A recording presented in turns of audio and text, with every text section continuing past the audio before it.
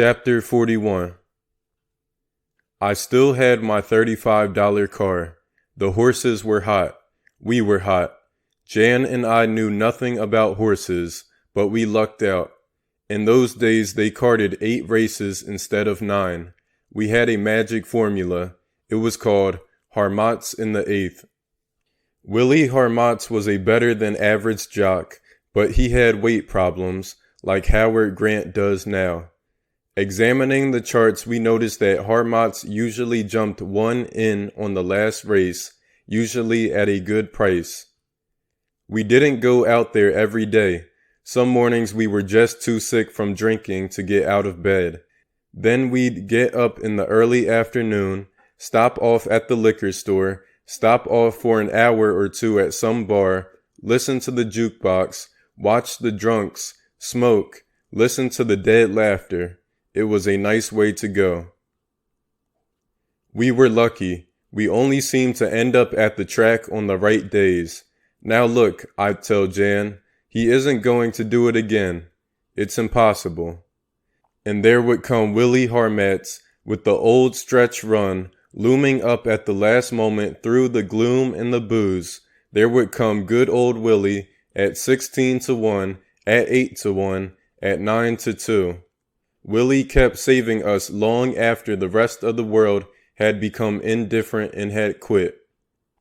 The $35 car nearly always started. That wasn't the problem. The problem was to turn the headlights on. It was always very dark after the 8th race. Jan usually insisted upon taking a bottle of port in her purse. Then we drank beer at the track, and, if things were going well, we drank at the track bar, mostly scotch and water. I already had one drunk driving rap, and I'd find myself driving along in a car without headlights, hardly knowing where I was. "Don't worry, baby," I'd say. "The next hard bump we hit will turn the lights on." We had the advantage of broken springs. "Here's a dip. Hold your hat."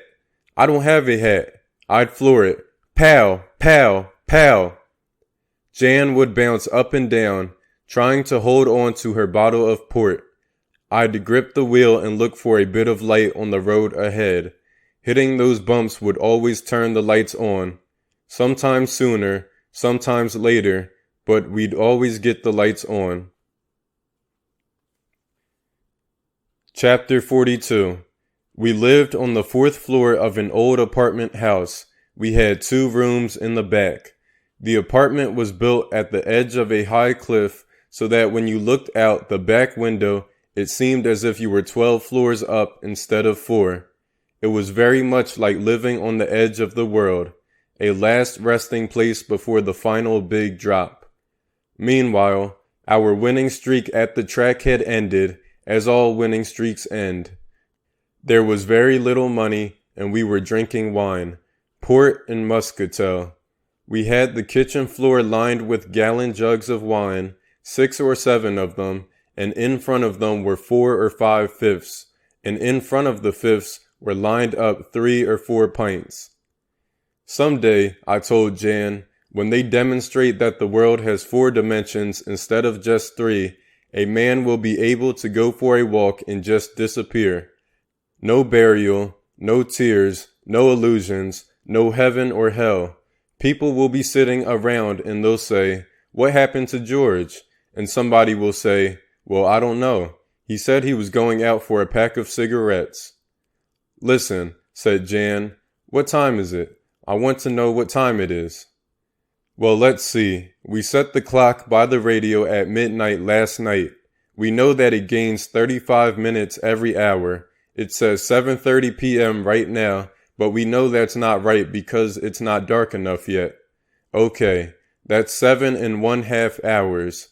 7 times 35 minutes. That's 245 minutes. 1/2 of 35 is 17½ That gives us 252½ minutes. Okay, that's 4 hours and 42½ minutes we owe them, so we set the clock back to 5:47. That's it, 5:47. It's dinner time and we don't have anything to eat. Our clock had been dropped and broken, and I had fixed it. I took the back off and found something wrong with the mainspring and the flywheel. The only way I could get the clock to run again was to shorten and tighten the mainspring. This affected the speed of the clock's hands. You could almost watch the minute hand moving.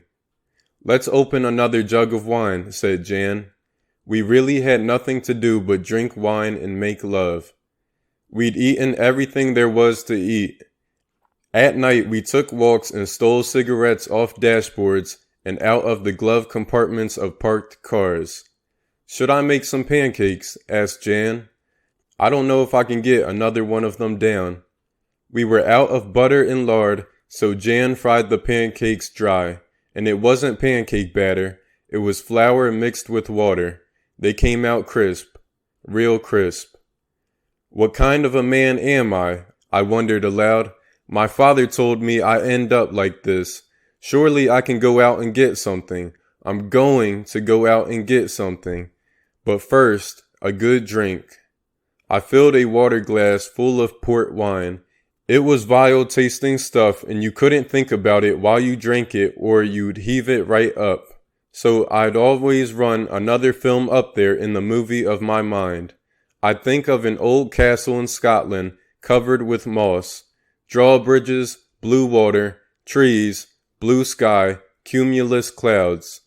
Or I'd think of a sexy lady pulling on a pair of silk stockings very, very slowly. This time I ran the silk stockings film. I got the wine down. "I'm going. Goodbye, Jan. Goodbye, Henry."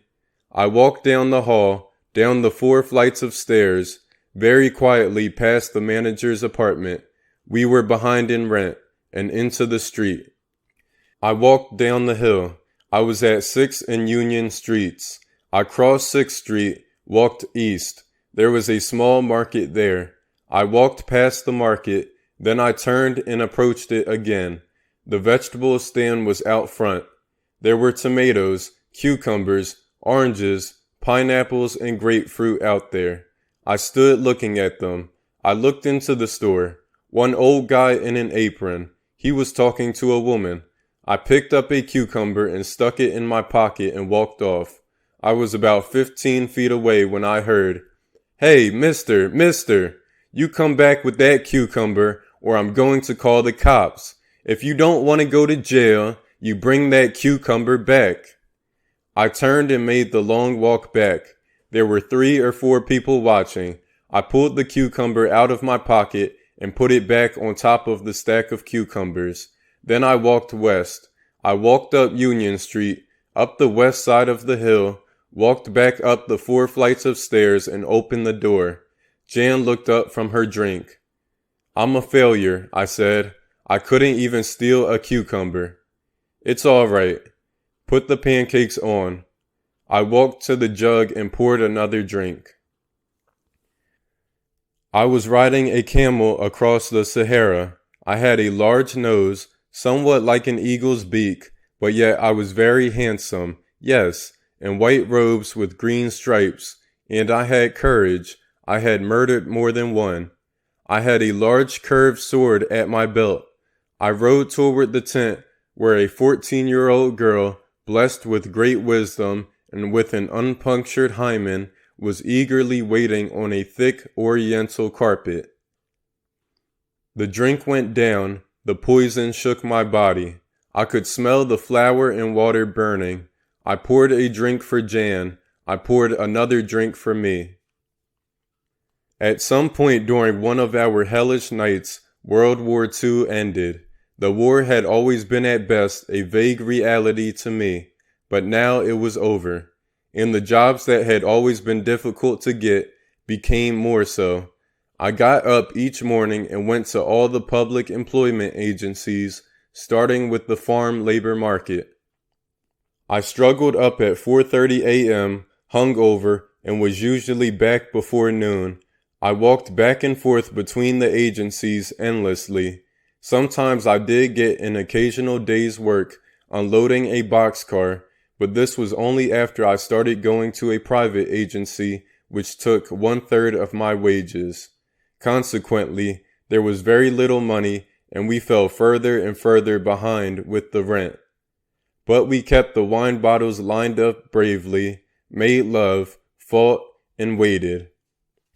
When there was a little money, we walked down to Grand Central Market to get cheap stew meat, carrots, potatoes, onions, and celery.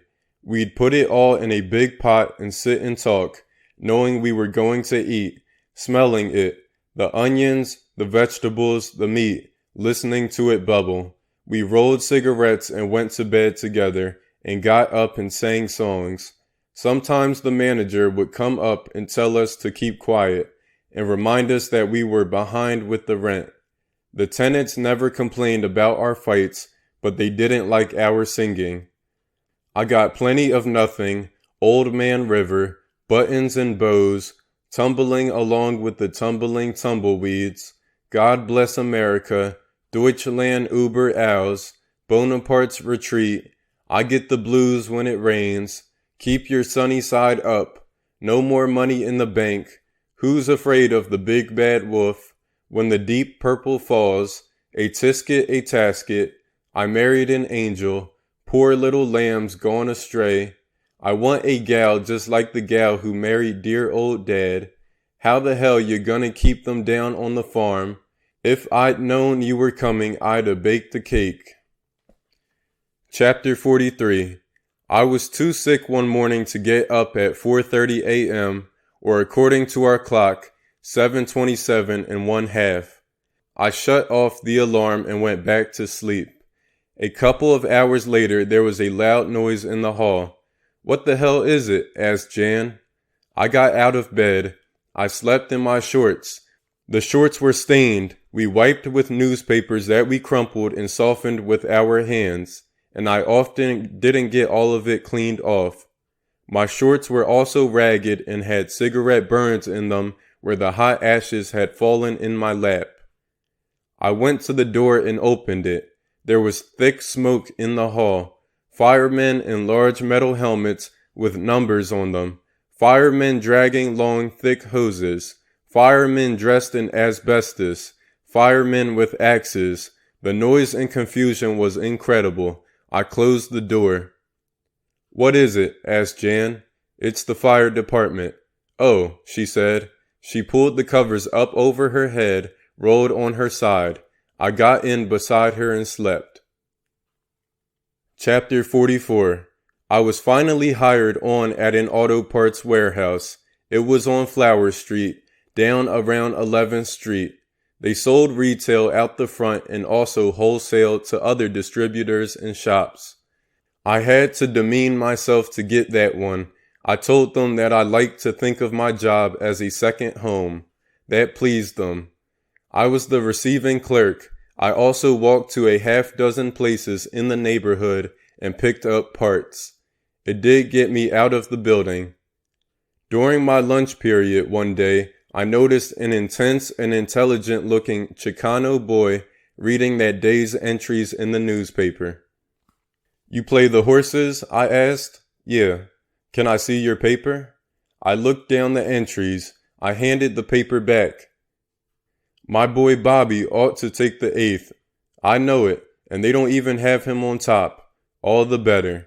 What do you think he'll pay?" "Around 9-2. I wish I could get a bet down." "Me too." "When's the last race go off at Hollywood Park?" he asked. 5:30. We get out of here at 5. We'd never make it. We could try. My boy Bobby's going to win. Just our luck. Want to come along? Sure.